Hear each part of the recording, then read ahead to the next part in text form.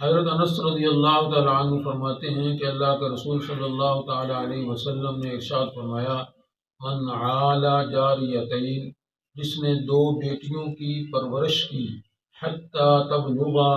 یہاں تک کہ وہ جوان ہوگی، بالغ ہوگی،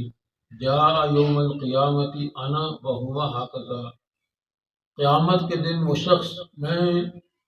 شخص اور میں اکٹھے ہوں گے۔ واشار بالسبابۃ والوسطی، اور آپ صلی اللہ علیہ وسلم نے شہادت کی انگلی اور درمیانی انگلی کے ساتھ اشارہ فرمایا، فرد بینہما شیئا، اور ان کے درمیان تھوڑا سا فاصلہ۔ کل جو حدیث ہمارے سامنے گزری تھی اس میں آپ صلی اللہ علیہ وسلم کا یہ فرمان تھا کہ جس پر بچیوں کا، بیٹیوں کا بوجھ ڈالا گیا، یعنی ان کی ذمہ داری اس پہ ڈالی گئی اور اس نے ان کی صحیح تعلیم و تربیت کی اور اپنی ذمہ داری کو ادا کیا، تو اس کے لیے جہنم سے آڑ ہو جائے گی۔ اسلام سے قبل بچیوں کے حوالے سے، عورتوں کے حوالے سے بڑی بری حالت تھی اخلاقی طور پر۔ نکاح کی قید کوئی نہیں تھی، جتنے مرضی کوئی شخص چاہتا نکاح کر لیتا، بچیوں کو زندہ دفن کر دیتے تھے۔ اسلام نے آنے کے بعد اس معاملے میں درستگی کی اور تبدیلی پیدا کی،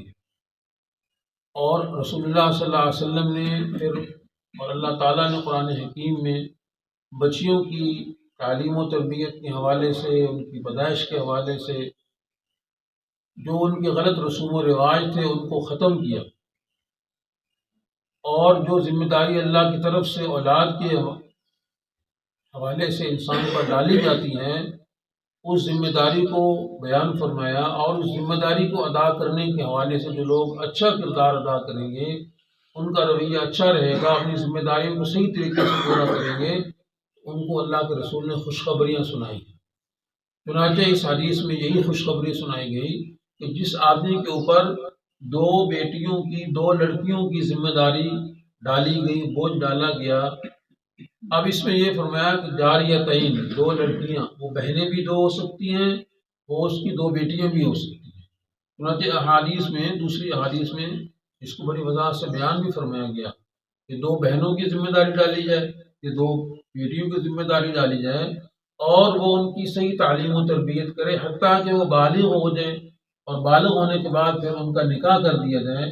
تو آپ صلی اللہ تعالیٰ علیہ وسلم نے فرمایا کہ قیامت کے دن وہ شخص اور میں دونوں اس طرح اکٹھے ہوں گے۔ یہ انگشت شہادت اور درمیان والی انگلی دونوں کو آپ نے اٹھا کے، واشار بالسبابۃ والوسطی، دونوں انگلیوں کو اٹھا کے آپ نے اشارہ فرمایا اور بتایا کہ اس طرح ہم دونوں آپس میں قریب قریب ہیں، اور یہ بتایا کہ ان دونوں کے درمیان آپ نے تھوڑا سا، یعنی کہ دو انگلیوں کے درمیان جتنا ایک فطری فاصلہ ہوتا ہے، یعنی اس کو ہم کتنا کھول سکتے ہیں، لیکن آپ صلی اللہ علیہ وسلم نے معمولی سا اشارہ اپنے اس کے درمیان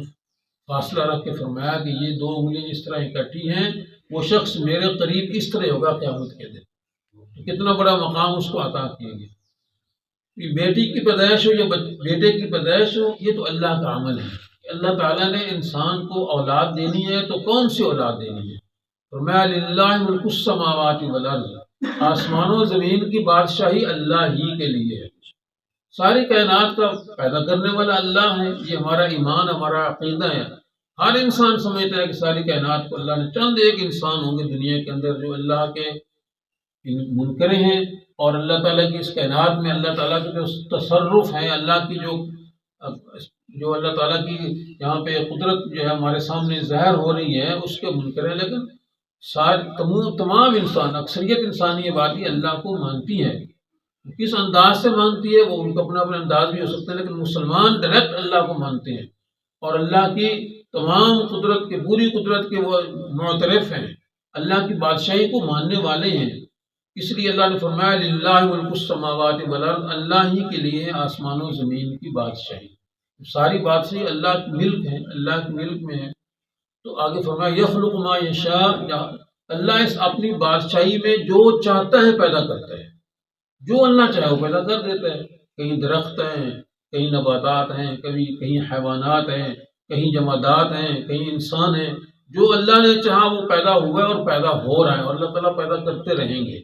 آگے فرمایا یہب لمن یشاء اناثا ویہب لمن یشاء الذکور، اللہ جس کو چاہتے ہیں مذکر اولاد دیتے ہیں، جس کو چاہتے ہیں مؤنث اولاد دیتے ہیں، جس کو چاہتے ہیں بیٹے دیتے ہیں، جس کو چاہتے ہیں بیٹیاں دیتے ہیں، اور جس کو چاہتے ہیں بیٹے بیٹیاں دونوں دیتے ہیں، یعنی جس کو چاہے بیٹیاں ہی بیٹیاں دیں، جس کو چاہے بیٹے ہی بیٹے دیں، اور جس کو چاہے بیٹے اور بیٹیاں دونوں مشترک دے دیں۔ یہ سورہ شورا کے اندر 25ویں پارے میں اللہ نے ارشاد فرمایا ہے۔ تو بیٹے اور بیٹی کی پیدائش میں انسان کا اپنا کوئی عمل دخل نہیں ہے، اور بیوی کا کوئی عمل دخل نہیں ہے، عورت کا کوئی عمل دخل نہیں ہے، یہ اللہ کی قدرت سے ہوتا ہے۔ اللہ تعالیٰ اپنی قدرت سے، اپنے حکم سے، انما امر اذا اراد شیئا ان یقول له کن فیکون، اللہ تعالیٰ جب کسی چیز کو پیدا کرنے چاہتے ہیں، اللہ ارادہ فرماتے ہیں وہ چیز پیدا ہو جائے، اللہ کا ارادہ ہی پیدا کرنا ہوتا ہے۔ تو یہاں پہ یہی بات ارشاد فرمائی گئی، اللہ جس کو چاہتے ہیں بیٹے دیں، جس کو چاہیں بیٹیاں دیں۔ اگر بیٹی پیدا ہو یا بیٹیاں ہی بیٹیاں پیدا ہوں تو اس میں عورت کا کیا قصور ہے؟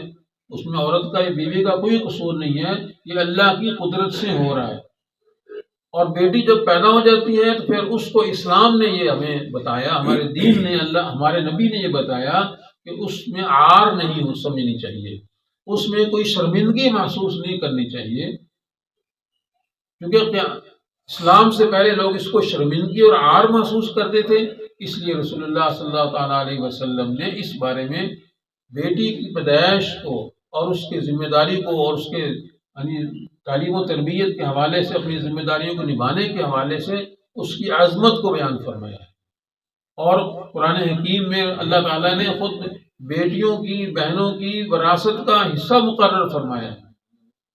تو بہرحال یہاں یہ بات ارشاد فرمائی گئی کہ جس کو اللہ تعالیٰ نے دو بیٹیوں کی یا دو بہنوں کی ذمہ داری دے دی، ان کی تعلیم و تربیت اس نے صحیح طریقے سے کی، اور ان کو جب وہ بڑی ان کو نکاح کر دیا تو قیامت کے دن اللہ کے نبی فرماتے ہیں کہ میرے بہت ہی قریب ہوگا، جس کو اللہ کے نبی کا قرب نصیب ہو گیا، اس سے بڑی اس کے لیے کیا عظمت کی بات ہوگی، اس کے لیے اتنا بڑا یعنی قسمت والا بندہ۔ اور جو اسلام سے پہلے بیٹیوں کو زندہ دفن کرتے تھے، اللہ تعالیٰ نے فرمایا سورہ تکویر میں، جو آج فجر کی نماز پہلی رکعت میں پڑھی گئی، تو وہاں اللہ تعالیٰ قیامت کے دن پوچھیں گے وَإِذَا الْمَوْءُودَةُ سُئِلَتْ بِأَيِّ ذَنبٍ قُتِلَتْ، زندہ دفن کی ہوئی بیٹی کے بارے میں پوچھا جائے گا کہ اس کو کس جرم میں قتل کیا۔ تو بہرحال یہ اللہ کے نبی کا فرمان ہمیں ہر وقت سامنے رکھنا چاہیے۔ اور اگلی حدیث میں فرمایا گیا کہ آپ صلی اللہ علیہ وسلم فرمایا کہ جس کو اللہ تعالیٰ نے بیٹی دی اور اس کے بارے میں اس نے اس کو نہ تو زندہ دفن کیا اور نہ ہی اس کو کسی برے حال کے اندر مبتلا کیا، اور نہ ہی اس کو بیٹے پر ترجیح دی، بیٹے کو بیٹی پر ترجیح بھی دینی ہے کہ بیٹا ہے، اس کو اچھی تعلیم دینی ہے، اس کو جو ہے وہ زیادہ پڑھانا ہے، اس کو فلاں بنانا ہے، اور بیٹی کو چلو یا 10 پڑھ لے ٹھیک ہے، یا اس کو جو ہے اور کچھ نہیں، بس گھر کا کام کاج سیکھ لے۔ اگر تعلیم دینی ہے تو دونوں کو برابر کی دیں، تعلیم دینی ہے تو دونوں کو برابر کا ماحول دیں۔ اب آگے وہ پڑھیں یا نہ پڑھیں، ان کی اپنی ایک منشا اور مرضی ہے، ان کے اپنے رجحان طبی ہے، بچوں کا اپنا اپنا طبی رجحان ہوتا ہے، لیکن ان کو ماحول دینا، ان کے لیے سہولیات کو مہیا کرنا، وہ برابر کے درجے کا ہو۔ اگر برابر کے درجے کی سہولیات ان کو نہیں دی اور بیٹے کو زیادہ سہولیات دی ہیں تو پھر اللہ نبی فرماتے ہیں کہ یہ ظلم ہوگا، اور اللہ تعالیٰ ظلم کو برداشت نہیں کرتے۔